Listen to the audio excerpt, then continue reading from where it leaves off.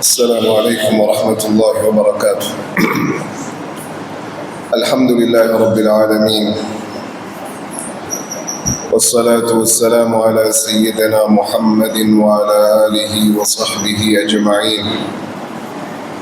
أما بعد، فقد قال الله تعالى في القرآن الكريم: أعوذ بالله من الشيطان الرجيم. ربنا لا تزغ قلوبنا بعد إذ هديتنا وهب لنا من لدنك رحمة إنك أنت الوهاب.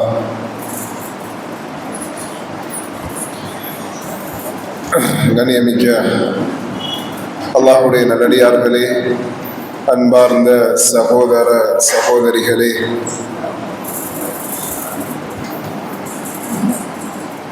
புனிதமான ரமலானுடைய மாதத்திற்கு பின்னர் இந்த தஃப்சீர் வகுப்பிலே நாங்கள் ஒன்று சேர்ந்திருக்கிறோம். அன்பார்ந்தவர்களே, இன்றைய இந்த குர்ஆன் விளக்க வகுப்பு எங்களுடைய தொடராக நாங்கள் படித்து வரக்கூடிய சூறாக்களில் இருந்து கொஞ்சம் விலகி இன்னும் ஒரு தலைப்பிலே அல் குர்ஆனோடு சம்பந்தப்படுத்தி சில விடயங்களை இந்த இடத்திலே ஞாபகம் செய்யுமாறு வேண்டிக் கொள்ளப்பட்டதற்கிணங்க இன்றைய இந்த குர்ஆன் விளக்க வகுப்பு சிறிது வித்தியாசமாக நடைபெறும் என்பதை ஆரம்பத்திலே ஞாபகம் செய்து கொள்கிறேன். அன்பார்ந்தவர்களே, அல் குர்ஆனை படிக்கின்ற, அல் குர்ஆனை விளங்குவதற்கு அறிஞர்கள் பல வழிமுறைகளை சொல்லித் தருகிறார். அதிலே ஒன்றுதான் அல் குர்ஆனுடைய வசனங்களை ஒவ்வொன்றாக நாங்கள் விளங்க முயற்சிப்பது. உதாரணமாக அல்ஹம்துலில்லாஹி ரப்பில் ஆலமீன் என்றால் கருத்து என்ன, அதனுடைய விளக்கம் என்ன என்று ஒவ்வொரு வசனமாக நாங்கள் அல் குர்ஆனை படிப்பது, விளங்குவது, இது ஒரு வழிமுறை. இரண்டாவது ஒரு வழிமுறை இருக்கிறது. ஒவ்வொரு அத்தியாயமாக, சூறாக்களாக நாங்கள் அல் குர்ஆனை படிக்க முயற்சிப்பது. சூரா ஃபாத்திஹா, சூரா பக்ரா, இவ்வாறு ஒவ்வொரு அத்தியாயங்களாக நாங்கள் அல் குர்ஆனை நாங்கள் படிப்பது, விளங்குவது. அவ்வாறு தான் இந்த இடத்திலே நாங்கள் தொடர்ச்சியாக படித்து வருகிறோம். இன்னும் ஒரு வழிமுறை இருக்கிறது அல் குர்ஆனை விளங்குவதற்கு. இன்னும் ஒரு வழிமுறை தான், அல் குர்ஆன் சில பிரதான தலைப்புகளை பேசுகிறது. அந்த தலைப்புகள் ஊடாக அல் குர்ஆனை நாங்கள் விளங்குவது அல்லது அந்த விடயத்தை நாங்கள் விளங்க முயற்சிப்பது. உதாரணமாக அல்லாஹ் தஆலா அல் குர்ஆனிலே பல இடங்களிலே தாய் தந்தைக்கு உபகாரம் செய்யுமாறு, அவர்களோடு நல்ல முறையிலே நடந்து கொள்ளுமாறு பேசுகிறான். இது அல் குர்ஆனில் ஒரு இடத்திலே அல்லாஹ் தஆலா பேசவில்லை, பல இடங்களிலே பேசுகிறான். எனவே அந்த ஒவ்வொரு இடத்தையும் நாங்கள் ஒன்று சேர்த்து அந்த இடங்களை தெரிவு செய்து மொத்தமாக ஒரு தலைப்பின் கீழே நாங்கள் அதனை விளங்க முயற்சிக்கிறோம். உதாரணமாக அல்லாஹ் தஆலா தொழுகை பற்றி பேசுகிறான். அப்ப தொழுகை பற்றி அல்லாஹ் தஆலா அல் குர்ஆனிலே பல இடங்களிலே பேசுகிறான், பல விடயங்களை பேசுகிறான். எனவே அந்தந்த இடங்களை எல்லாம் தெரிவு செய்து தொழுகை என்ற தலைப்பின் கீழே மொத்தமாக நாங்கள் அதை விளங்க முயற்சிப்போம். எனவே இன்றைய வகுப்பு இன்ஷா அல்லாஹ் ஒரு தலைப்பை அடிப்படையாக வைத்து அல் குர்ஆனிலே அது சம்பந்தமாக அல்லாஹ் தஆலா பலதரப்பட்ட இடங்களிலே பல வசனங்களிலே பேசக்கூடிய விடயங்களை இயலுமான அளவு நாங்கள் ஒன்று சேர்த்து அந்த விடயத்தை, அந்த தலைப்பை அல்லாஹு தஆலா எவ்வாறு எங்களோடு பேசுகிறான் என்பதை நாங்கள் இன்றைய தினம் நாங்கள் விளங்க முயற்சிப்போம். அந்த அடிப்படையில்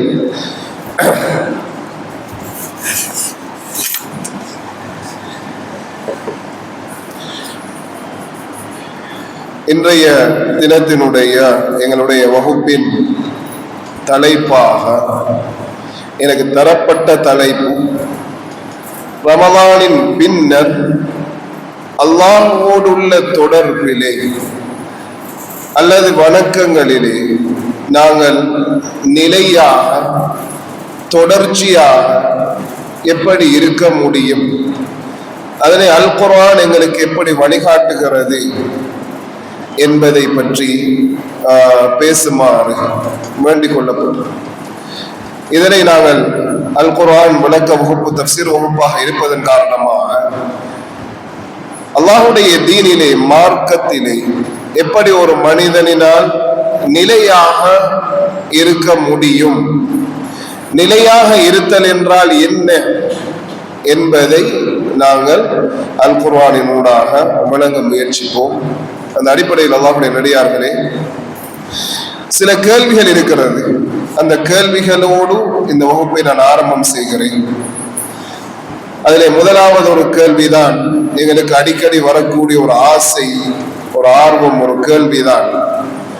ரமலானிலே அல்லாஹ்வோடு மிக நெருக்கமாக இருந்தோம், எங்களால் முடிந்த வணக்கங்களிலே ஈடுபட்டோம், எங்களுடைய ஒரு நிமிடத்தை கூட நாங்கள் வீணாக்க விரும்பவில்லை, அவ்வளவு பெருமதியாக இருந்தது, சந்தோஷமாக இருந்தது.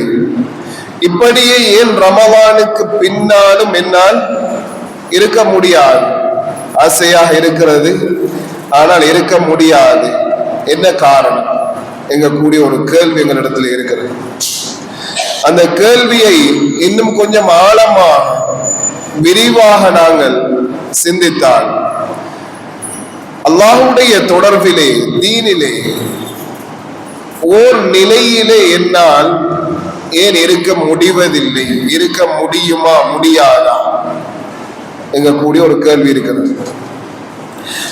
அதே போன்று எங்களுக்கு வரக்கூடிய இன்னும் ஒரு சந்தேகம்தான், இன்னும் ஒரு கேள்விதான், என்னால் ஏன் மார்க்கத்திலே ஒரே நிலையிலே இருக்க முடிவதில்லை? என்ன காரணம் என்ற ஒரு கேள்வி இருக்கிறது. மூன்றாவது ஒரு கேள்வி. நாலாவது ஒரு கேள்வி இருக்கிறது,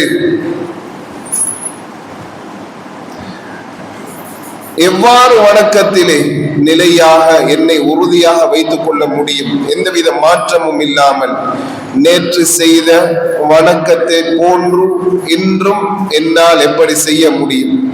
ஒரு வருடம் கழித்தும் எவ்வாறு செய்ய முடியும்? சென்ற ரமலானிலே நான் இருந்தது போன்று ரமலானுக்கு பின்னால் அடுத்து வரும் ரமலான் வரைக்கும் என்னால் எப்படி இருக்க முடியும்? என்ன செய்யலாம் எங்க கூடிய ஒரு கேள்வி இருக்கிறது. அன்பார்ந்தவர்களே, இவ்வாறு இதனோடு சம்பந்தப்பட்ட சில கேள்விகள், அதற்குரிய பதிலாக அல் குர்ஆன் எங்களுக்கு சொல்லித்தரக்கூடிய விடயங்களை இன்றைய பாடமாக நாங்கள் இந்த இடத்திலே பார்க்க இருக்கிறோம். முதலாவது விடயம், ஏன் இந்த தலையங்கத்தை பேச வேண்டும் என்ற ஒரு கேள்வி. எவ்வளவு விடயங்கள் பேச இருக்க இந்த விடயத்தை ஏன் பேச வேண்டும்? வணக்கங்களிலே நான் நிலையாக இருப்பதை பற்றி நான் ஏன் பேச வேண்டும்? அது அன்றாடம் நடந்து கொண்டிருக்கக்கூடிய ஒரு விடயம். நேரம் கிடைத்தால் நான் வணக்கத்திலே ஈடுபடுவேன், முடியாவிட்டால் வணக்கத்தை விடுவேன். அதன் பிறகு அடுத்த நாள் நான் தொழுவேன், அடுத்த நாள் வணக்கத்திலே ஈடுபடுவேன், குர்ஆன் ஓதுவேன். இதுதான் என்னுடைய வாழ்க்கை நடைமுறை.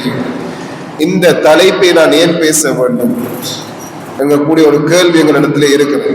அன்பார்ந்தவர்களே, பொதுவாக ஒரு மனிதன் ஒரு விடயத்தை எப்படி விளங்குகிறானோ அப்படித்தான் அவனுடைய செயற்பாடுகள் அமையும். இந்த தங்கத்தை தங்கம் என்று விளங்கினா அதனுடைய பெருமதியை உணர்ந்து அதை பயன்படுத்துவான். இந்த தங்கத்தை வேறு ஏதாவது ஒரு வெள்ளி அல்லது வேறு ஏதாவது ஒன்றாக ஒரு மனிதன் விளங்கினான் சொன்னா அந்த தங்கத்துக்குரிய பெறுமதி அவன் வழங்க மாட்டான்.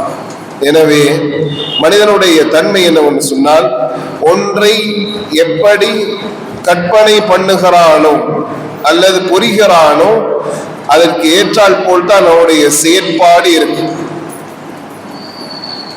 இது உலக விடயங்களில் மாத்திரம் அல்ல, மார்க்க விடயங்களிலும் தான். ஒரு மார்க்க விடயத்தை, ஒரு ஷரியா சம்பந்தப்பட்ட ஒரு விடயத்தை ஒரு மனிதன் எப்படி புரிந்து கொள்கிறானோ அதற்கு ஏற்றால் போல் தான் அவனுடைய வெளிப்பாடுகள் செயற்பாடுகள் அமையும். இது சம்பந்தமாக அல் குர்ஆன் பல இடங்களிலே எங்களுக்கு சொல்லித் தருகிறது. உங்களுடைய புரிதலை, நீங்கள் ஒரு விடயத்தை விளங்குவதை சரியாக விளங்கிக் கொள்ளுங்கள். பிழையாக விளங்குகின்ற பொழுது அதனுடைய முடிவுகளும் வெளிப்பாடுகளும் பிழையாக இருக்கிறது. இதுக்கு அல் குர்ஆனிலே பல உதாரணங்கள் இருக்கின்றது. ஒரே ஒரு உதாரணத்தை மாத்திரம் நான் குறிப்பிடுகிறேன். அல்லாஹு தஆலா சூரத்துல் ஃபஜ்ரிலே, வல் ஃபஜ்ர் என்று வரக்கூடிய சூறாவிலே ஒரு விடயத்தை எங்களுக்கு சொல்லித் தருகிறோம். அதாவது நாங்கள் எப்படி ஒரு விடயத்தை விளங்கியிருக்கிறோம்னு சொன்னா, அல்லாஹு தஆலா ஒரு மனிதனுக்கு வசதியை கொடுக்குறாங்க, பணத்தை கொடுக்கிறது. இதை நாங்கள் எப்படி விளங்கியிருக்கிறேன்னு சொன்னா, அல்லாஹ் யாரை விரும்புறானோ அவங்களுக்கு வசதியை கொடுக்குறான், யாரோட கோபித்துக் கொள்றானோ அவரை ஏழையாக வச்சிருக்கிறான் உலகத்துல. இப்படிதான் நாங்கள் விளங்கியிருக்கிறோம். இப்ப யாரை விரும்புறானோ, யார் அல்லாஹ்வுடைய விருப்பத்துக்கு உட்பட்ட அடியானாக இருக்கிறானோ அவனுக்கு அல்லாஹ் தஆலா வசதி வாய்ப்பு, பணத்தை, சொத்துக்கள், செல்வங்களை திறந்து கொடுக்கிறான். அதே நேரத்தில் யாரோடு கோபித்துக் கொள்கிறானோ, யாரை வெறுக்கிறானோ அவரை ஒரு ஏழையாக மாற்றி விடுகிறான் என்று நாங்கள் விளங்கியிருக்கிறோம். இந்த புரிதல் ஒரு பிழையான ஒரு புரிதல். அல்லாஹ் தஆலா சூரத்துல் ஃபஜ்ர்ல சொல்றான், ஃபஅம்மல் இன்சானு இதா மப்தலாஹு ரப்புஹு ஃபஅக்ரமஹு வனஅமஹு ஃபயகூலு ரப்பி அக்ரமன். அல்லாஹ் தஆலா ஒரு மனிதனுக்கு நல்ல வசதி வாய்ப்பை கொடுத்து அவனை கண்ணியப்படுத்தினார். அந்த மனிதன் சொல்றான், என்ற ரப்பு என்ன கண்ணியப்படுத்திட்டான், எனக்கு வசதி வாய்ப்பை தந்திருக்கிறான், என்ன விரும்புறான் என்று சொல்றான். வாம்மா இதா மப்தலா, அதே நேரத்துல அதே மனிதன் அல்லாஹ் தஆலா கொஞ்சம் அவனுடைய வாழ்க்கையில நெருக்கடியை கொடுத்து அவனுடைய வசதியை எல்லாம் குறைத்து ஃபகதர அலைஹி ரிஸ்கஹு, அவனுடைய வசதி வாய்ப்புகளை எல்லாம் இல்லாமலாக்கின அந்த நேரத்தில் அவன் சொல்றான், ஃபயகூலு ரப்பி, என்னுடைய இறைவன் அஹானன், என்னை கேவலப்படுத்திட்டான், என்னோட கோபிச்சுட்டான் என்று சொல்றான். அல்லாஹ் இதுக்கு பின்னால சொல்ற வசனம் கல்லா, அப்படி இல்லை என்று அல்லாஹ் தஆலா சொல்றான். நீங்க பிழையாக விளங்கி இருக்கிறீங்க, உங்களோட புரிதலை முதல் சரியாக மாத்தி கொள்ளுங்க. நீங்க புரிஞ்சிருக்கிற முறை பிழை. அல்லாஹ் தஆலா விரும்புறதுனால வசதியை கொடுக்கறதும் இல்லை, அல்லாஹ் தஆலா வெறுக்கிறதுனால ஒரு மனிதன் ஏழையாக மாத்துறதும் இல்லை. இரண்டும் சோதனை. அல்லாஹ் ஒவ்வொரு மனிதனுக்கு ஏற்ப வழங்குகிறான். அது அல்லாஹ்வுடைய விருப்பு வெறுப்போடு சம்பந்தப்பட்ட விடயம் இல்லை என்று சொல்லுவோம். அப்ப இதை நாங்க பிழையாக புரிஞ்சதுனாலதான் நாங்க எப்படி நினைக்கிறேன்னா, ஒரு வசதி படைச்சால பார்த்தா நினைக்கிறது அல்லாஹ் தஆலாவுடைய விருப்பத்துக்கு உட்பட்ட மனிதர், அதனால அல்லாஹ் தஆலா நிறைய கொடுத்திருக்கிறான். அதே நேரத்தில் ஒரு வேலையை பார்த்தா அல்லாஹ் ஏதோ ஒரு விடயத்திலே இவரோட கோபிச்சுதான் இவருக்கு சொத்துக்களை, வசதிகளை கொடுக்காம இருக்கிறான். இது ஒரு பிழையான புரிதல் என்னதான் சொல்லுவோம். இதே மாதிரி தான் நாங்க பல விடயங்களை பிழையாக புரிவதன் மூலமாக எங்களுடைய செயற்பாடுகளும் பிழையாக அமையும். அப்படியான ஒரு தலைப்பு தான் இந்த தலைப்பு, மார்க்கத்துல நிலைத்திருத்தல். மார்க்கத்துல உறுதியாக நிலைத்திருத்தல் என்றால் என்ன என்பதை நாங்கள் பிழையாக விளங்கி இருப்பதன் காரணமாக என்னுடைய செயற்பாடுகளும் பிழையாக நிறைய அமைந்திருக்கிறது. அதனால இந்த பாடத்தினுடைய இறுதியில என்னால குர்ஆன், சுன்னஹ், மார்க்கத்தில் நிலைத்திருத்தல் என்றால் என்ன என்பதை எங்களுக்கு சொல்லித் தருகிறது என்பதை நாங்கள் தெளிவாக இன்ஷா அல்லாஹ் அல்லாஹ்வுடைய உதவியோட விளங்கிக் கொள்ள முடியும். அன்பார்ந்தவர்களே, இது முதலாவது விடயம். இரண்டாவது, எங்களுக்கு இருக்கக்கூடிய கேள்வி, ரமலான்ல இருந்த மாதிரி என்னால தொடர்ச்சியாக இருக்க முடியாதா? ஐவேளை தொழுகையில பேணுதலா, இரவு தொழுகை, தஹஜ்ஜத் நேர தொழுகை, நோன்பு, கடுமையான சூட்ல கூட எனக்கு எந்த தாகமும் விளங்கல்ல, எந்த கஷ்டமும் விளங்கல்ல. சர்வசாதாரணமாக நோன்பை பிடிச்சு நான் முடிச்சிட்டேன். என்னால முடிஞ்ச சதக்காக்களை நான் செய்தேன். நான் யோசிக்கவே இல்லை ஏன் இவ்வளவு செலவழிக்கிறேன்னு. என்னோட இருந்ததை எல்லாம் தூக்கி தூக்கி அல்லாஹ்வுடைய பாதையில நான் கொடுத்தேன். ஆனா ரமலான் முடிஞ்சதுக்கு பின்னால அது செய்யறேன்னா கொஞ்சம் கஷ்டமாக இருக்கு. இரவு நேர தொழுகைக்கு எழும்புறேன்னா கஷ்டமாக இருக்கு. நேரத்து வக்துக்கு வந்து தொழுகிறதாக இருந்தால் கஷ்டமாக இருக்கு. குர்ஆன் ஓதுறதாக இருந்தால் கஷ்டமாக இருக்கு. அப்ப என்னால ஒரே நிலையில மௌத்து வரைக்கும் இருக்க முடியாதா என்று சொல்ல முடியாது என்பதுதான் குர்ஆன் எங்களுக்கு சொல்லித்தர பதில். அன்பார்ந்தவர்களே, அல்லாஹு தஆலா எங்களுக்கு இன்னொரு கேள்வி இருக்குது, அதுக்குரிய பதில சொல்லிடுறேன். நான் ஏற்கனவே சொன்ன மாதிரி ஏன் முடியாது எங்களுடைய ஒரு கேள்வி. என்னால் முடியாது, ஏன் முடியாது, என்ன காரணம் எங்களுடைய அடுத்த கேள்வி இருக்கு. ஏன் முடியாதுன்னு சொன்னா அல்லாஹு தஆலா என்ன அப்படி படைக்கல. அதான் மனிதனாகிய என்ன அல்லாஹு தஆலா அப்படி படைக்கல. அதுக்குன்னு அல்லாஹு தஆலா ஒரு படைப்பு வச்சிருக்கிறான். அவருடைய படைப்புல எந்த நேரமும் சோர்வடையாம, எந்த நேரமும் விட்டு கொடுக்காம, ஒரே நிலையில தொடர்ச்சியாக வணக்கத்துல ஈடுபடக்கூடிய ஒரு படைப்பு அல்லாஹ் தஆலா படைச்சிருக்கிறான். எங்களை அப்படி படைக்கணும் தான். இதான் குர்ஆன் சொல்ற விளக்கு. எந்த படைப்பு அது? மலாயிகா மார். அல்லாஹ் தஆலா வணங்குறதுக்கு என்றே அல்லாஹ் தஆலா படைச்சு மலாயிகா மார். அல்லாஹ் குர்ஆன்ல சொல்றான் பல இடங்கள்ல. அதுல ஒரு வசனத்துல அல்லாஹ் தஆலா சொல்றான், 21வது அத்தியாயத்தின் 20வது வசனம், சூரத்துல் அன்பியாவுல 20வது வசனத்துல அல்லாஹ் தஆலா சொல்றான், யுஸப்பிஹூன அல்லைல வன்னஹார லா யஃப்துரூன். அந்த மலாயிகா மார்கள் சம்பந்தமாக சொல்லக்குள்ள அல்லாஹ் சொல்றான், யுஸப்பிஹூன அல்லைல வன்னஹார், இரவு பகல் முழுக்க அல்லாஹ்வை தஸ்பீஹ் செய்து கொண்டே இருக்கிறார். மலக்குமார் வேலை அதான். அதுக்கென்று படைக்கப்பட்ட மலக்குமார்கள் அந்த வேலையில தான் இருக்காங்க. லா யஃப்துரூன், அவங்க சடைவடைய மாட்டார்கள், சோர்வடைய மாட்டார்கள். அவங்களுக்கு அப்படியே ஒன்று இல்லை என்னதான் சொல்றாங்க. அதே மாதிரி இன்னும் ஒரு வசனத்துல அல்லாஹ் சொல்றாங்க, சூரத்துல் ஃபுஸ்ஸிலத்துல 74வது அத்தியாயத்தின் 37வது வசனத்துல அல்லாஹ் சொல்றான், யுஸப்பிஹூன லஹு பில்லைலி வன்னஹாரி வஹும் லா யஸ்அமூன். இரவு பகல் முழுக்க அல்லாஹ்வை தஸ்பீஹ் செய்யறாங்க, அவங்களுக்கு எந்த ஒரு சோர்வும் இல்லை, எந்த ஒரு சடைவும் இல்லை. அப்ப இந்த தன்மையோடு அல்லாஹ் தஆலா படைத்திருப்பது மலாயிகா மார்கள். அதனால நபி அவங்க சொன்னாங்க சில ஹதீஸ்கள்ல, அல்லாஹ் தஆலா சில மலக்குமார்களை படைத்திருக்கிறான். படைக்கப்பட்ட நாள் முதல் அவங்க இன்று வரை ருக்கூவிலே இருந்து கொண்டிருக்கிறார். இன்னும் சில மலக்குமார்கள் சுஜூதிலே இருந்து கொண்டிருக்கிறார். அப்ப அவங்க தொடர்ச்சியாக எந்தவித சடைவும் இல்லாமல், சோர்வும் இல்லாமல், தளர்வும் இல்லாமல் வணக்கத்தில் ஈடுபடக்கூடிய படை. அப்ப எங்கள்கிட்ட இருக்கக்கூடிய இந்த கேள்வி, ஏன் என்னால இருக்க முடியாது ஒரே நிலையில? ரமலான்ல இருந்த மாதிரி ஏன் என்னால இருக்க முடியாது? ஏன் ஒவ்வொரு நாளும் வித்தியாசப்படுது? ஒரு நாள் நான் நல்லாக இருக்கிறேன், அல்லாஹ்வை நெருங்குறேன். இன்னும் ஒரு நாள் கொஞ்சம் வித்தியாசப்படுகிறது, பாவத்தில் ஈடுபடுறேன், அல்லாஹ் விட்டு தூரமாகிறேன். என்ன விளக்கம் என்று சொன்னா, அல்லாஹ் தஆலா இயற்கையாக என்ன அப்படித்தான் படைச்சு. இயற்கையாக அல்லாஹ் தஆலா என்ன அப்படித்தான் படைச்சு. அல்லாஹ் சொல்றான் சூரத்துல் முத்தத்திர்ல 74வது அத்தியாயத்தின் 37வது வசனத்துல அல்லாஹ் சொல்றான், ஃபமன் ஷாஅ மின்கும் ஐயதகத்தம அவ் யதஅخر.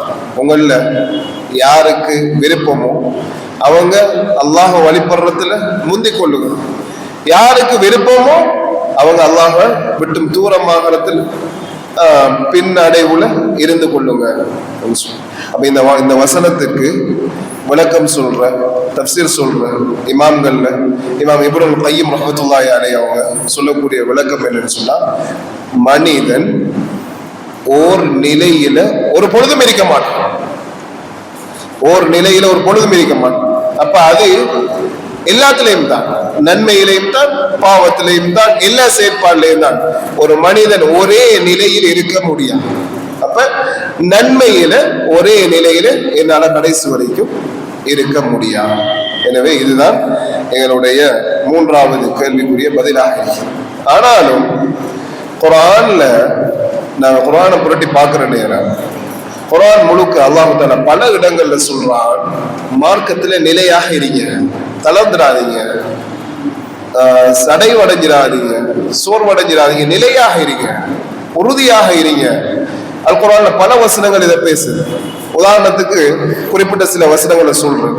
அதுல முதலாவது ஒன்றுதான் எனக்கு தெரிந்த, எங்களுக்கு அடிக்கடி நாங்க ஓதுற வசனம், குறைஞ்சது 5 வேளை தொழுகை தொழுதால் 17 தடவைகள் ஓதுற வசனம், இஹ்தினஸ் ஸிராத்தல் முஸ்தகீம், இஹ்தினஸ் ஸிராத்தல் முஸ்தகீம். யா அல்லாஹ், நேரான உறுதியான பாதையின் பக்கம் எனக்கு நேர்வழி காட்டு, ஹிதாயத், நேர்வழி காட்டு யா அல்லாஹ். நேர்வழி காட்டென்று சொல்லி நாங்க கேட்கிறது எங்க தெரியுமா? தொழுகையில. நேர்வழியில இருக்க, நான் வழிகாட்டில் இல்ல, நேர்வழியில இருக்கக்குள்ளதான் மீண்டும் நேர்வழியை கேட்க. தொழுகைங்கிறது ஒரு நேர்வழி, ஹிதாயத். ஹிதாயத் இல்லாம தொழ வர மாட்டான் மனிதன், வேற நோக்கங்கள் இல்லாம. அப்ப அல்லாஹு தஆலா நேர்வழி காட்டித்தான் மஸ்ஜிதுக்குள்ள வந்து தொழுகிறான் அல்லது வீட்டுல தொழுகிறான். அப்ப தொழுகிற நேரம் தான் அந்த மனிதன் கேட்கிறான், யாரெல்லாம் எனக்கு நேர்வழியை காட்டு. அப்ப என்ன விளக்கம் என்று சொன்னா, யா அல்லாஹ், நீ காட்டின நேர்வழியில என்ன உறுதியாக இருக்கவை, நிலையாக இருக்கவை. என்னமும் நடக்கலாம், அடுத்த தொழுகை இல்லாம மரணிச்சு போகலாம், அல்லது அடுத்த தொழக்கூடிய சந்தர்ப்பம் கிடைக்காம போகலாம், வழிகேட்டுக்குள்ள போயிடலாம். இந்த தொழுகை தான் என்னுடைய வாழ்க்கையில இறுதி தொழுகையாக இருக்கலாம், அல்லாஹ் பாதுகாக்கும். அதுக்கு பின்னால் எனக்கு தொலை கிடைக்காம போகலாம். அப்படியே ஒரு நிலை வந்துடாம, என்னுடைய வாழ்க்கையில யா அல்லாஹ் என்ன உன்னுடைய தீன்ல நிலையாக, உறுதியாக, தொடர்ச்சியாக இருக்கவே யா அல்லாஹ். இது ஒரு வசனம். இன்னொரு வசனம், அல்லாஹு தஆலா 3வது அத்தியாயம் ஆல இம்ரான்ல 7வது 8வது வசனத்துல மிக முக்கியமான ஒரு படிப்பினையை சொல்லித்தார். ஒரு துஆவை எங்களுக்கு கற்றுத்தாரான். நான் ஏற்கனவே ஓதின வசனம். அந்த துஆவை கேட்ட மக்கள் யாருங்கிறதே நாங்க விளங்கிக் கொள்வோம். முதலாவது துஆவை சொல்றேன், 8வது வசனத்தை சொல்லிட்டு 7வது வசனத்தை சொல்றேன். அந்த மக்கள் எப்படி துஆ கேட்பாங்கன்னு சொன்னா, ரப்பனா, என்னும் எங்களுடைய இரட்சகனே யா அல்லாஹ், லா துஸிக் குலூபனா பஅத இத் ஹதைதனா. யா அல்லாஹ், எங்களுக்கு நேர்வழி காட்டினதற்கு பின்னர் எங்களை வழிகெடுத்துறாதையா, இந்த நேர்வழியை விட்டு தூரமாக்கிறாதையா, வழிகேட்டுக்குள்ள கொண்டு போயிடாதையா. நேர்வழி காட்டிட்டாய், நேர்வழியில வாழக்கூடிய ஒரு பாக்கியத்தை தந்துட்டாய், இதுக்கு பிறகு என்னை வழிகெடுத்துறாதையா. யாரு கேட்கிற துஆன்னு சொன்னா அல்லாஹ் சொல்றான் 7வது வசனத்துல, வர்ராசிஹூன ஃபில் இல்ம், அறிவுல ஒரு உறுதி கண்டவர்கள், அறிவுல ஒரு எல்லை கண்ட மக்கள், ஒரு உறுதியான அறிஞர்கள் மார்க்க விடயத்துல, இவங்க தான் இந்த துஆவை கேட்பாங்க. மிக முக்கியமான துஆ, நாங்க அடிக்கடி ஓத வேண்டிய துஆ, ரப்பனா லா துஸிக் குலூபனா பஅத இத் ஹதைதனா. யா அல்லாஹ், எனக்கு நேர்வழி காட்டுறதுக்கு பின்னால வழிகெடுத்துற. அத மாதிரி ஒரு நஷ்டம் இல்லை, அத மாதிரி வாழ்க்கையில ஒரு நஷ்டமே இல்லை. வாழ்க்கையில 5 வேளை தொழுகையை பேணுதலாக தொழுது வந்த நான், இப்ப எனக்கு தொலை கிடைக்கிறதும் இல்லை, அல்லது ஜமாத்துக்கு உர கிடைக்கிறதும் இல்லை. பேணுதலாக ஒவ்வொரு நாளும் குர்ஆன் ஓதி வந்த நான் ஒரு காலத்துல, ஒரு 10 வருடம் 5 வருடத்துக்கு முன்னால் இப்படி இருந்த நான், இப்ப எனக்கு குர்ஆனை தொடையும் டைம் கிடைக்கிறது இல்லை என்று சொன்னா, இது நேர்வழியில் இருந்து நாங்க படிப்படியா தூரமாக. அப்ப இந்த துஆவை நாங்க அடிக்கடி ஓதும். நபி அவங்க இப்படியான துஆக்களை அடிக்கடி ஓதிக்கொண்டே இருப்பாங்க. அதுல ஒரு துஆ தான், அல்லாஹும்ம யா முகல்லிபல் குலூப் சப்பித் கல்பி அலா தீனிக். உள்ளங்களை புரட்டக்கூடியவனே, உள்ளங்களை மாற்றக்கூடியவனே, என்னுடைய உள்ளத்தை உன்னுடைய தீனிலே நிலையாக, உறுதியாக வையா அல்லாஹ். கூடிய துஆவை நபி அவர்கள் அடிக்கடி ஓதுவாங்க. யார் ஓதுறது? ஈமான்ல உச்சகட்டத்தை அடைந்தார். இந்த உலகத்துல யாருமே அடையாத எல்லையை அடைந்த ரசூலுல்லாஹி ஸல்லல்லாஹு அலைஹி வஸல்லம் அவங்க இந்த துஆ ஓதுவாங்க. அடிக்கடி ஓதுவாங்க. அதனால நம்ம ஈமான்ல ஒரு பலகீனமான தன்மையில இருக்கக்கூடிய நாங்க எப்ப எங்களுடைய ஈமான் பறி போகும், எப்ப குறைஞ்சி போகும்ங்கிற உறுதி எங்களுக்கு இல்லை. இப்படிப்பட்ட ஒரு நிலையில வாழக்கூடிய நாங்க இந்த துவாவை அடிக்கடி நாங்க ஓதுவோம். யா அல்லாஹ், உன்னுடைய மார்க்கத்துல நிலையாக வச்சிடியா, நீ நேர்வழி காட்டி இந்த வணக்கத்தை செய்யறதுக்கு எனக்கு பாக்கியம் தந்ததுக்கு பின்னர் அந்த சந்தர்ப்பத்தை என்னிடம் எடுத்துறாதையா, அதை பறிச்சு எடுத்துறாதையா என்று சொல்லி நாங்கள் அடிக்கடி துவாச்சு. அன்பார்ந்தவர்களே, அதே மாதிரி இன்னும் ஒரு வசனம் அல்லாஹு தஆலா சூரத்து இப்ராஹிம்ல 14வது அத்தியாயத்தின் 27வது வசனத்தில் அல்லாஹ் சொல்றான், யுஸப்பித்துல்லாஹு அல்லதீன ஆமனு, ஈமான் கொண்ட மக்களை அல்லாஹு தஆலா உறுதியாக நிலையாக வைப்பான். உலகத்திலும் உறுதியாக வைப்பான், நாளைக்கு மறுமையிலும் உறுதியாக வைப்பான். அல்லாஹ் சொல்றான். யார வைப்பான்? ஒரு வழிகட்டு போன மக்களை மார்க்கத்துக்குள்ள கொண்டு வரல, மார்க்கத்தில் இருக்கக்கூடிய முஃமின்களுக்கு அல்லாஹு தஆலா மார்க்கத்தில் நிலையாக இருக்கக்கூடிய ஒரு சந்தர்ப்பத்தை கொடுக்கிறது என்று அல்லாஹ் சொல்றான். எனவே மார்க்கத்தில் நிலையாக இருக்கிறது என்றால் என்ன நாங்கள் வழங்குவோம். மார்க்கத்துல நிலையாக இல்லாம போனா அது ஒரு பயங்கரமான ஒரு நிலை என்கிறதையும் அல்லாஹ் தஆலா குர்ஆன்ல சொல்லி காட்டுறான். அப்படியே ஒரு நிலை மட்டும் வாழ்க்கையில வந்துடக்கூடாது.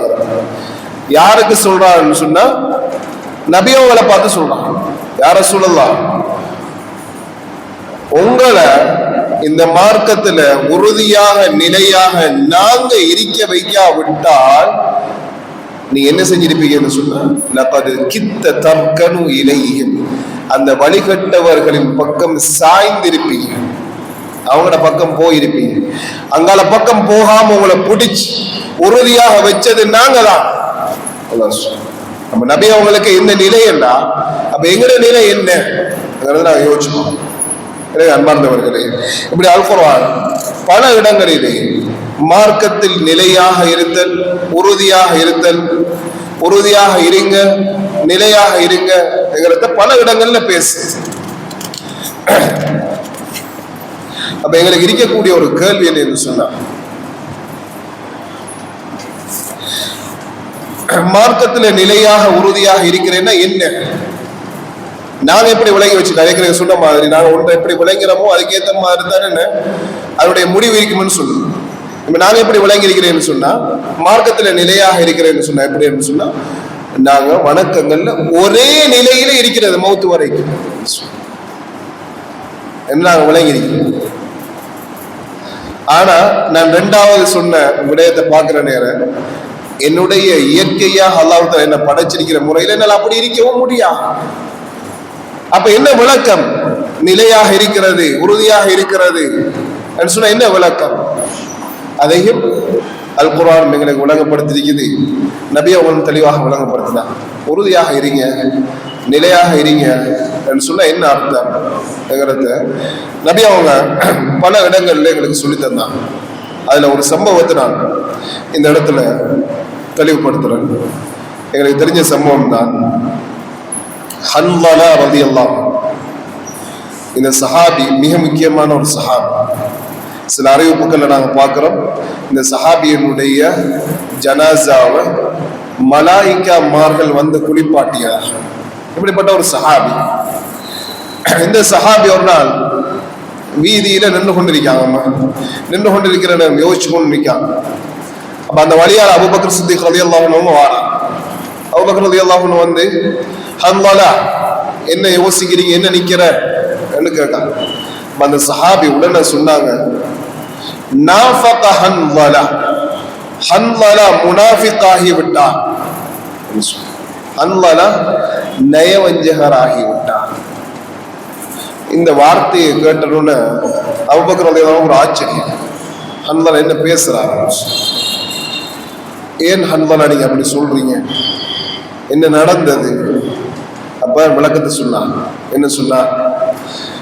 அபூபக்கர் ரலியல்லாஹு பார்த்து சொன்னார், நபி அவங்களோட சபையில மஸ்ஜிதுல நபி அவங்களோட உட்கார்ந்து மஸ்ஜிது நபவியில அப்படி இருக்கிற நேரம் என்னுடைய ஈமான் உச்சகட்டத்தில் இருக்குது. எந்த அளவுக்கு உச்சகட்டம்னா, சுவர்க்கம் நரகத்தை நேரடியாக பார்ப்பது போல எங்களுடைய நிலை இருக்குது. நபி அவங்களுக்கு முன்னால் இருக்கக்குள்ள எப்ப வீட்ட வாரமோ என்னுடைய மனைவி, குழந்தைகள், இவங்களோட விடயங்களை நாங்கள் ஈடுபடக்குள்ள அதுக்கு நேர் மாற்றமாக மாறிடுது. அந்த ஈமான் உச்சகட்டத்தில் இருந்த ஈமான் படிப்படியாக குறைஞ்சிடுது. அப்ப ஒரு நிலையில இல்லாதவன், அப்ப உள்ளொன்று வெளியொன்று வைத்திருக்கிறவன் முனாஃபிக்தானே, நயவஞ்சகன் தானே. அதனாலதான் ஹன்ஸலா நயவஞ்சனாகி விட்டார் நான் சொன்னேன். இந்த பதிலை கேட்ட அபூபக்கர் ரலியல்லாஹு யாருன்னு சொன்னா, நபி அவங்களுக்கு பின்னால ஈமான் உச்சகட்டத்தை அடைஞ்சவங்க. அதனாலதான் நபி அவங்க சொன்னாங்க, இந்த உம்மத்துல படைக்கப்பட்ட எல்லா மூமின்களுடைய ஈமானை ஒரு தராசிலும் அபூபக்கர் ரலியல்லாஹு ஈமான ஒரு தராசிலையும் வைத்தா அபூபக்கர் ரலியல்லாஹு ஈமான் தான் பாரத்தினால தாழ்ந்து விடும். இப்படிப்பட்ட ஒரு சஹாபி அவங்க இந்த பதிலை கேட்டுட்டு சொன்னாங்க, எனக்கும் அப்படித்தான் இருக்குது. நபி அவங்களோட ஈகைக்குள்ள ஈமான் உச்சகட்டத்தில் இருக்குது. சுவர்க்கம் நரகத்தையே கண்ணால பாக்குற மாதிரி இருக்குது. வீட்டை வந்தா அப்படியே மாறிடுது. நம்ம வாங்க நபி அவங்கள்ட்ட போய் கேட்போம், என்ன விளக்கம் இப்படி அவன் நிலை இருக்குது, யாரும் சொல்லலாம், என்ன விளக்கம். அப்ப நபி அவங்கள்ட்ட போறாங்க, போய் கேட்டாங்க. போனவன நபி அவங்க ஹன்ஸலாவை பார்த்து கேட்டாங்க, சஹாபியை பார்த்து, ஹன்ஸலா என்ன வந்த? அப்ப அந்த சஹாபி சொன்னார், நாஃபக ஹன்ஸலா, ஹன்ஸலா முனாஃபிக் ஆகிவிட்டார். ஹன்ஸலா ஒரு நயவஞ்சகன். யார சொல்லுவாங்க. நபி அவங்க கேட்டாங்க, ஏன் ஹன்ஸலா இப்படி சொல்றீங்க? அப்ப ஹன்ஸலா ரலியல்லாஹு அன்ஹு நடந்த விஷயத்தை சொன்னாங்க. நபி அவங்க சிரிச்சு கொண்டு சொன்னாங்க, ஹன்ஸலா இந்த மஜ்லிஸ்ல நீங்க இருக்கிற நேரம், இந்த சபையில மஸ்ஜித் நபவியில என்னோட இருக்கிற நேரம் இருக்கின்ற அதே நிலையில நீங்க தொடர்ச்சியாக எந்தவித மாற்றமும் இல்லாமல் இருந்தால் உங்களோட மலாயிக்காமார்கள் முசாஃபஹா செய்வாங்க. மலாயிக்காமார் உங்களோட வந்து முசாஃபஹா செய்வாங்க. ஆனா அப்படி இருக்கல. ஹன்ஸலா ஈமான்ங்கிறது சில நேரம் இப்படி இருக்கும், சில நேரம் இப்படி இருக்கும். இதான் ஈமான். ஏன் சொன்னாங்க மலாயிக்காமார் முசாஃபா செய்வாங்கன்னு சொன்னா, மலாயிக்காமார்கள் தான் அப்படி படைக்கப்பட்டாங்க. அப்ப அவங்களோட தன்மையில உள்ள ஒரு படைப்பு மாதிரி மனிதர்கள் இருந்தா அப்போ உங்களோட முசாஃபா செய்யலாம். அதனால அப்படி இருக்க முடியாது. ஈமானுங்கிறது ஒரு நேரம் இப்படி இருக்கும், ஒரு நேரம் இப்படி இருக்கும். சொல்லி கொடுத்தாங்க. அப்படியே சோர்வடைஞ்சிடும். அப்படின்னா ஒரு மேடு பள்ளம் போல், ஒரு அலை அடிக்கிறது போல், அலை வந்து உச்சத்துக்கு வந்து அப்படியே தாழ்ந்து போற மாதிரி ஒரு மேடு பள்ளம் மாதிரி தான் அல்லாஹ்வோடு நீங்க உறவாடுறது. அப்ப ஈமான் ஒரு மேட்டுல ஏறுற மாதிரி உச்சகட்டத்துக்கு போகும், அப்படியே தாழ்ந்து மீண்டும் உச்சகட்டத்துக்கு போகும், அப்படியே தாழ்ந்து விடும். இதுதான் ஈமானுடைய தன்மை என்கிறத நபி அவங்க விளங்கப்படுத்துறாங்க. எல்லா செயற்பாடு எல்லாத்துலயும் தான். இன்னும் ஒரு ஹதீஸ்ல பார்க்கிறோம், அமல்ங்கிற வார்த்தையை விட ஷெய் என்கிற வார்த்தையை பயன்படுத்துறாங்க. ஷெய் என்று சொன்னா இந்த உலகத்துல படைக்கப்பட்டிருக்கக்கூடிய எல்லா பொருட்கள் வஸ்துக்களுக்கும் இப்படியான ஒரு நிலை இருக்குது. உற்சாக நிலை ஒன்று இருக்கிறது, தாழ்வு நிலை ஒன்று, சோர்வு நிலை ஒன்று இருக்கிறது. உமர் ரலியல்லாஹு அன்ஹு சொன்னாங்க, இந்த உள்ளத்துக்கு, மனிதனுடைய உள்ளத்திற்கு இப்படியான ரெண்டு நிலை இருக்கு. ஒன்று அது உச்சகட்ட நிலையில இருக்கு, இன்னும் ஒரு நேரம் அப்படியே சோர்வடைஞ்சு போகும். அது பிரச்சனை இல்லை. ஆனா கேள்வி என்னன்னு சொன்னா, உச்சகட்ட நிலையில இருக்கக்குள்ள நாங்க வணக்கங்கள்ல ஈடுபடுறோம், அல்லாஹ்வோட தொடர்புல உச்சகட்டத்தில் இருக்க. சரி, இப்ப இப்படி இந்த பள்ளத்துக்குள்ள வார தாழ்வான நேரம் இருக்குது, சோர்வடைகிற நேரம், அப்ப நாங்க அல்லாஹ் விட்டும் தூரமாகும், அல்லாஹ் விட்டும் தூரமாகும். அப்ப இந்த இரண்டு நிலையிலும் மனிதன், ஒரு முஃமின் எப்படி நடந்து கொள்ளணும் என்கிறதான் எங்களுக்கு இருக்கு. ரமலான் அல்லாஹ் எல்லா விடயங்களையும் எங்களுக்கு வசப்படுத்தார். உலகத்தினுடைய பல நிகழ்வுகளை மாத்தி வருவான். சுவர்க்கத்துடைய கதவுகள் திறக்கப்படுகிறது, நரகத்துடைய கதவுகள் மூடப்படுகிறது, ஷைத்தான்களுடைய அட்டகாசங்கள் குறையுது. நாங்கள் நோன்பு பிடிக்கிற நேரம் எங்களுடைய உள்ளம் வணக்கத்துக்கு தயாராகுது. எவ்வளவு நேரமும் நின்று வணங்குறதுக்கு நாங்க தயார். அப்ப இது ரமலான்ல ஈமான் ஒரு உச்ச நிலையில இருக்குது. இப்ப ரமலான் முடிகிற நேரம் அதே நிலையில ஈமான் இருக்குமாண்டா இருக்காது. இப்ப அந்த உச்சத்தை அடைந்த அந்த ஈமான் ஒரு சோர்வு நிலைக்கு போகும். அப்ப உச்ச நிலையில இருக்கக்குள்ள எப்படி நடந்து கொள்ளணும், சோர்வு நிலையில இருக்கக்குள்ள எப்படி நடந்து கொள்ளணும்ங்கிறது மிக முக்கியம். அதை விளங்கிட்டோம்னு சொன்னா என்னுடைய வாழ்க்கை லேசாக அல்லாஹோடு உறவாடுற நேரத்துல இந்த ரெண்டு கட்டத்தையும் விளங்கிட்டோம்னு சொன்னா லேசாரி. ஏன்னா ரெண்டு கட்டத்திலையும் சில நேரம் மனிதன் வழிகட்டுக்குள்ள போயிடுவான். நபி முஸ்லிம் இப்படி ஏறின இந்த ஈமான் அப்படியே தொடர்ச்சியாக ஏறுமாக இருந்தான், அதாவது எல்லை மீறி செல்லுமாக இருந்தான், அதுவும் வழிகட்டுக்குள்ள கொண்டு போய் சேர்த்து. இறங்கின ஈமான் ஒரே அடியாக அல்லாஹுடைய தொடர்பை விட்டு தூரமாகிடும் என்றாலும் வழிகட்டுக்குள்ள போய். அப்ப இந்த இரண்டு நிலையிலையும் மனிதன் எப்படி இருக்கணும்? நபி அவங்க சொன்னாங்க, உச்ச நிலையில ஈமான் இருக்கக்குள்ள யார் என்னுடைய வழிமுறையை பின்பற்றுகிறாரோ அவர் வெற்றி பெற்றவர்.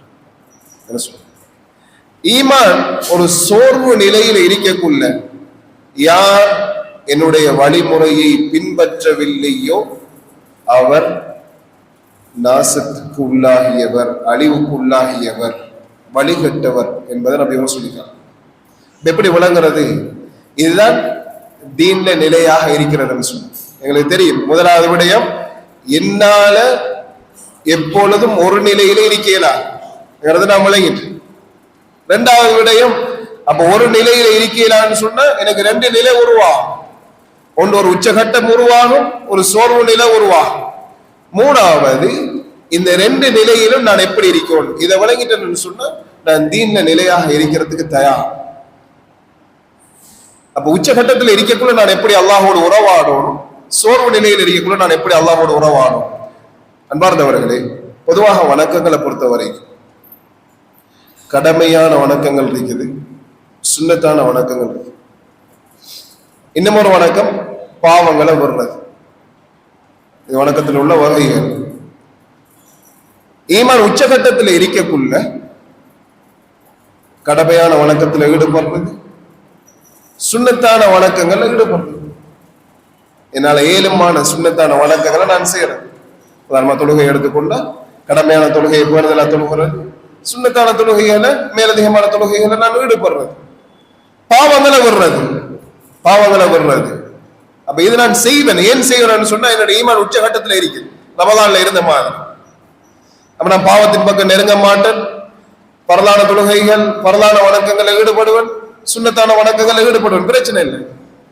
இப்ப ஈமான் சோர்வு நிலைக்கு வரும். அப்ப நான் என்ன செய்யறேன்? முழுமையாக சோர்வடைகிறையா? முழுமையாக எல்லாத்தையும் விட்டு ஒதுங்குறையா? இப்ப சோர்வு நிலைன்னு சொன்னா வணக்கம் செய்யறதுக்கு விருப்பம் இருக்காது, பாவங்களை செய்ய சொல்லி உள்ளம் சொல்லும்.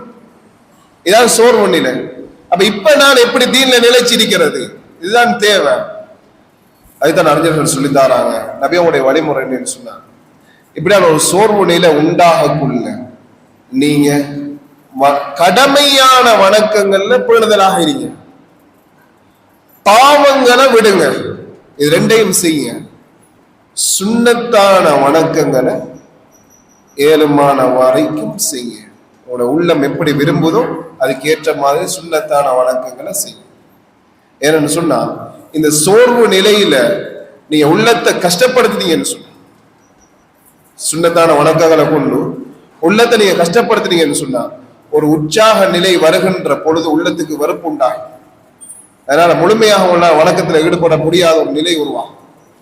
அப்ப மார்க்கத்துல நிலைத்திருத்தல் என்பது இந்த இரண்டு நிலைகளிலும் நான் எப்படி வாழ்றது தான் எங்களை சொல்லித்தரு. இப்ப இதுக்கு ஒரு ஆதாரம் நாங்க சொல்றதாக இருந்த பல ஆதாரங்கள் இருக்குது. நபி அவங்கள்ட்ட ஒரு சஹாபி வந்து கேட்டாங்க, யாரும் சொல்லலாம், மார்க்கத்துடைய விடயங்கள் எல்லாம் அதிகமாக என் மீது சுமத்தப்பட்டிருக்குது.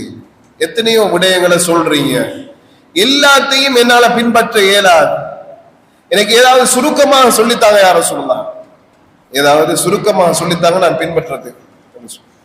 நபி அவங்க சொன்னாங்க, நீ தொடர்ச்சியாக அல்லாஹுடைய திக்ர்ல அல்லாஹ் ஞாபகம் செய்யற திக்ர்களை ஓதிவாங்க, செஞ்சுவாங்க, அல்லாஹ் ஞாபகம் செஞ்சுவாங்க.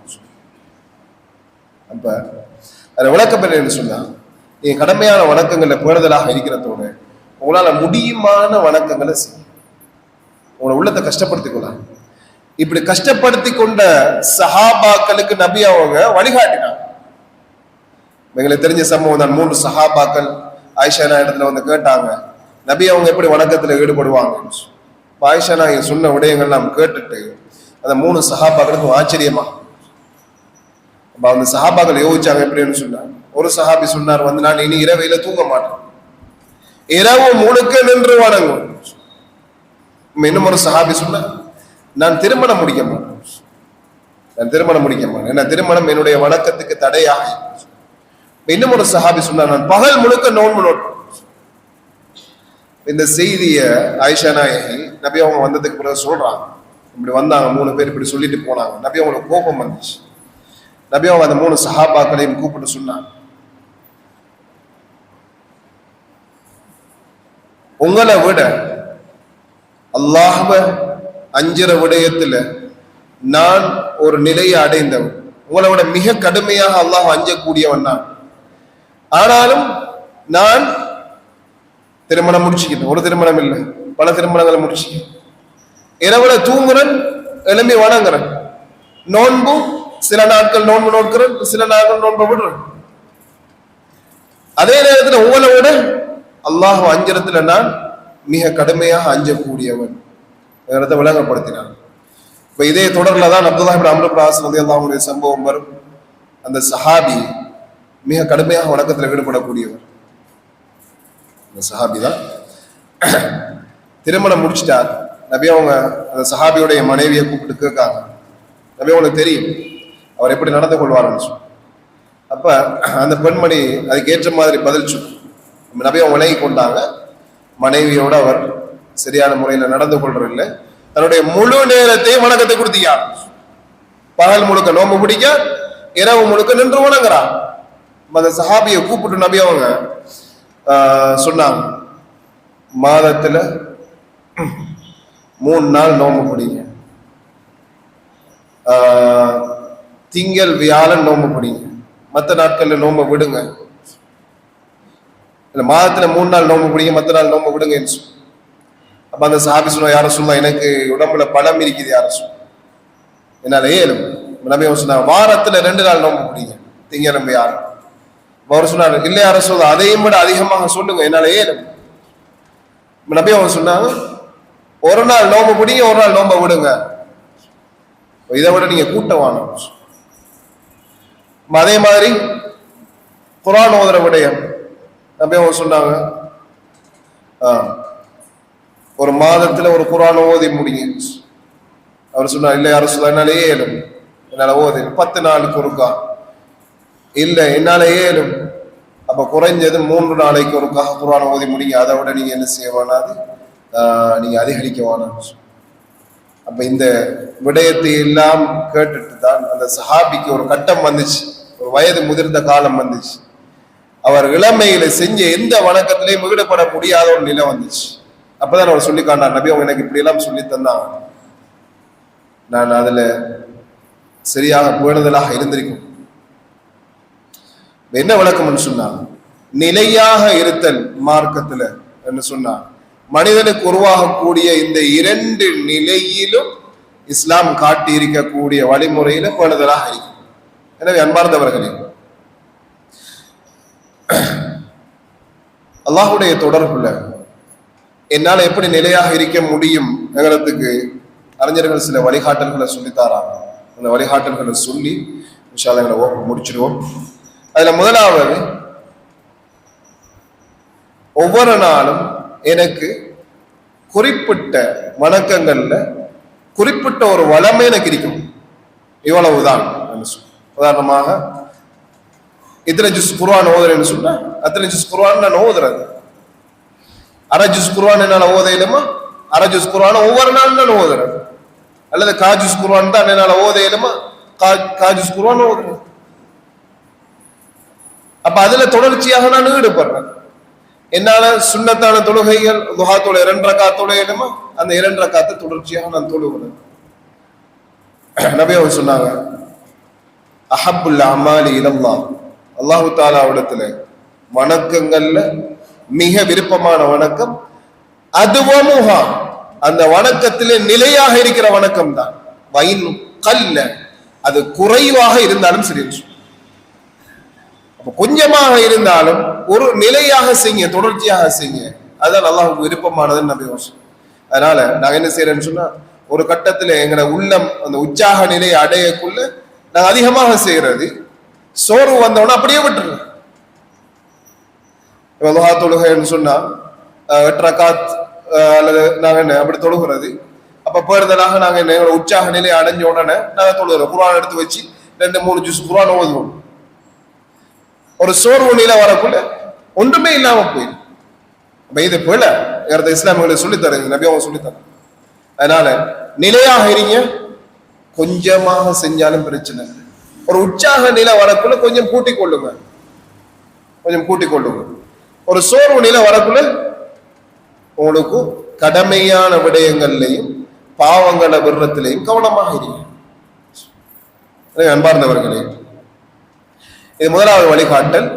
வணக்கங்களுடைய விடயத்தில் எனக்கு ஒவ்வொரு நாளும் செய்யக்கூடிய குறிப்பிட்ட ஒரு வளமை இருக்கும். அது தொழுகையில, திக்ர் செய்யறதுல, குர்ஆன் ஓதுறதுல, சதகா செய்யறதுல எனக்கு குறிப்பிட்ட ஒரு அளவு இருக்கும். அந்த அளவை நான் தொடர்ச்சியாக செய்யும். அப்ப நான் நிலையாக இருப்பேன். எப்பயும் என்னுடைய வணக்கத்துல துண்டிப்பு உருவாகாது. இது ஒரு வழிமுறை. 2வது ஒன்று சொல்லித்தாராங்க அறிஞர்கள், ஒரு வணக்கத்துக்காக வேண்டி கொடுக்கப்பட்ட நேரத்துல இன்னும் ஒரு வணக்கத்தை செய்யாது. இப்ப சுபம் தொழுதுட்டு நான் குறிப்பிட்ட இவ்வளவு நேரம் 10 நிமிடம் குர்ஆன் ஓதுறேன்னு சொன்ன அந்த நேரத்தை இன்னும் ஒரு வணக்கத்துக்கு கொடுக்காதீங்க. என்ன சொன்னா 2 வணக்கம் கடைசியில இல்லாம போய். இது ஒரு வழிமுறை. 2வது வழிமுறை, நீங்க ஒரு வணக்கத்தை செய்றீங்களா, ஒரு நேரத்தை அதை கொடுத்துருக்கிறீங்களா, அந்த நேரத்துல அந்த வணக்கத்தை மட்டும் செய்யும். வேற வணக்கத்தை பத்தி நீங்க யோசிக்க வேணாம். ஏன்னா 2ம் கலந்தா கடைசியில 2ம் இல்லாம போய்.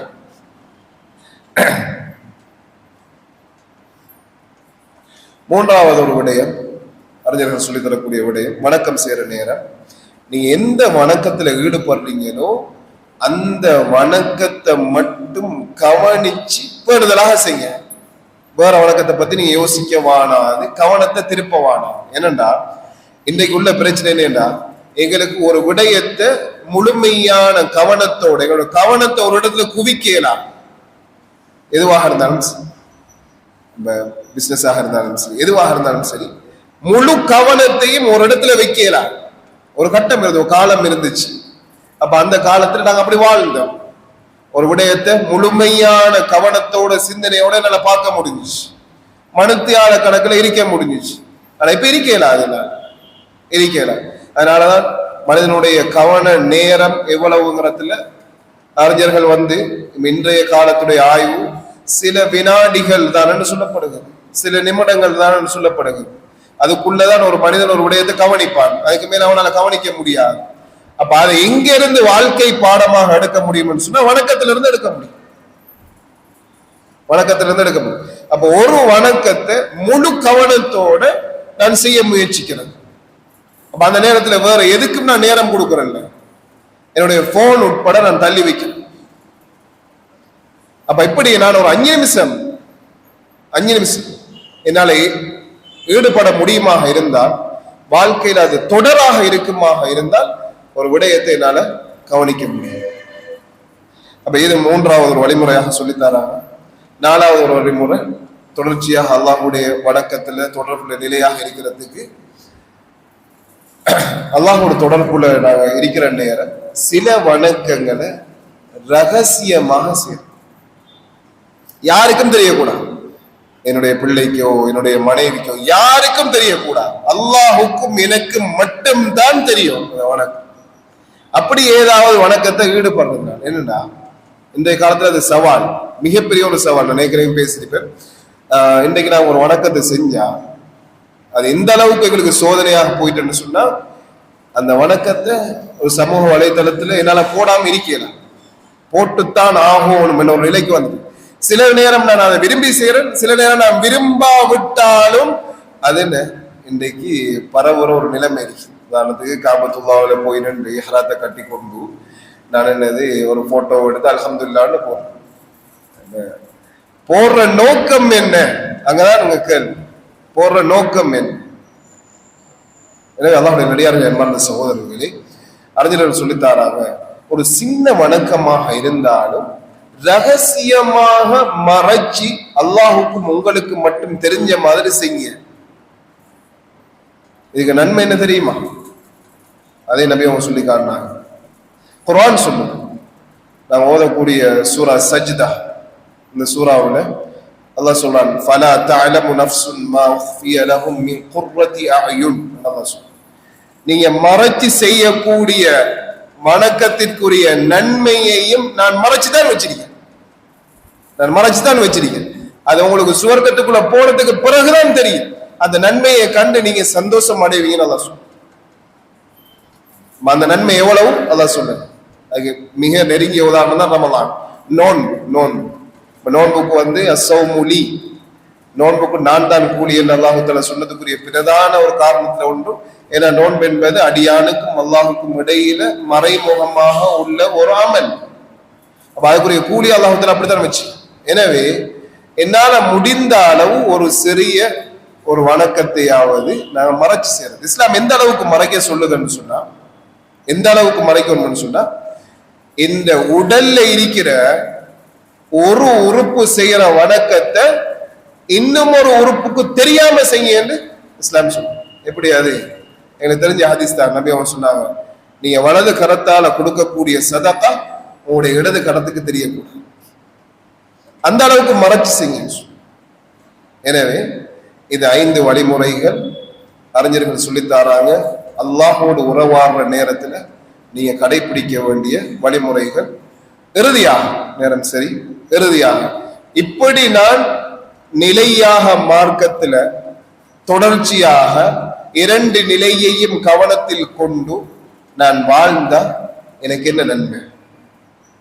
என்ன நன்மை? நான் ஏன் இப்படி வாழும்? கிட்டத்தட்ட ஒரு மனத்தியாலம் இதை பேசுறீங்க அப்படின்னு சொன்னா எனக்கு என்ன நன்மை? அதையும் குர்ஆன் சொல்லித்தரேன்.